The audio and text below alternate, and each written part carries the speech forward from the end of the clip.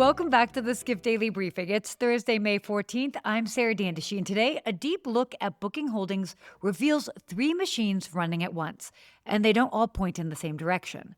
Global travel demand is shifting fast, and the data tells you exactly where it's going. And United Airlines just settled with its flight attendants, and it wasn't cheap. Let's get into it. First up, Skift's Rafat Ali did a deep dive into Booking Holdings' financials this week, and the picture is more complicated than the earnings call suggests. So here's the simple version. Booking Holdings is running three machines simultaneously. The first is the old agency model. Hotels pay Booking a commission when a guest checks in. Now that machine is shrinking.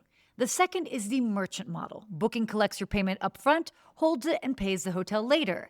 That machine is now 72% of the business and growing fast. It generates enormous cash. And the third is Connected Trip, Booking's big vision for an AI-powered, all-in-one travel platform covering flights, hotels, cars, and experiences.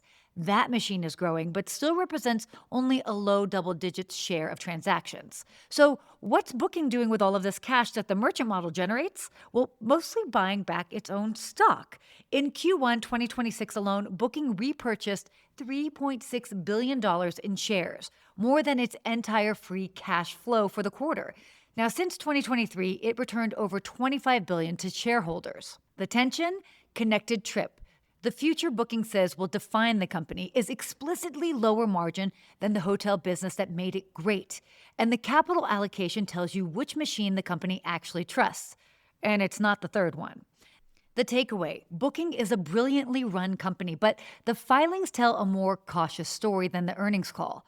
At some point, the market is going to ask whether Connected Trip is a real behavioral shift or just a product demo with good growth rates off a small base. Next up, new data from the Skift Travel Health Index gives a clear picture of where global demand is heading right now, and it's a story of winners and losers. The global index sits at 101, modest growth, but underneath that number, there's a dramatic divergence. The Middle East collapsed. The region started 2026 as the strongest performing market globally. Then the Iran war hit. Gulf airspace closures caused regional airline capacity to contract 57% in just the first 3 weeks of the conflict. The Middle East and Africa index fell from 110 to 87 in 3 months. So where is that demand going? Well, the Mediterranean is absorbing it. Spain, Italy, Morocco are surging. Asia Pacific is holding steady at 105, with Japan and Thailand among the most sought-after long-haul destinations globally. And North America sits at 99, still below the global baseline. The bright spot nobody's talking about, U.S. short-term rentals are actually having a solid year. Occupancy and ADR are both up in Q1, with summer pacing ahead of 10% of last year. In a nutshell, travelers aren't staying home, they're just redirecting. And the destinations and brands that position themselves in the Mediterranean and Asia Pacific are capturing that diverted demand right now. And finally, United Airlines just became the last of the big four carriers to settle with its flight attendants, and the price tag is significant. Flight attendants ratified a new 5-year contract this week that includes a 31% pay increase taking effect this summer, plus $741 million in retroactive pay. They also won boarding pay, meaning they'll now be compensated for the time they spend in airports before and after flights. Thank goodness, not just the time in the air.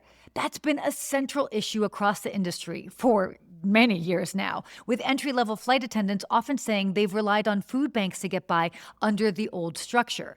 American, Southwest, and Alaska all settled with their flight attendants in the past 2 years. Delta is the only major carrier without a unionized flight attendant workforce, though Delta's crew still received $1.3 billion in profit sharing this year. United CEO Scott Kirby has been clear that despite surging fuel costs, he doesn't expect airlines to try renegotiating these contracts. His reasoning, morale is already stretched, and asking employees who just won raises to now take cuts would be a very hard sell. So how does this impact you? Well, labor costs are now locked in at a significantly higher price across the industry, on top of fuel costs that are already up more than 50% since the Iran war began. Higher fares aren't just likely, quite frankly, they're just math. Well, that's it for your Skift Daily Briefing. For more industry news, head to skift.com. And as always, subscribe at skift.com/daily. Thanks so much for listening.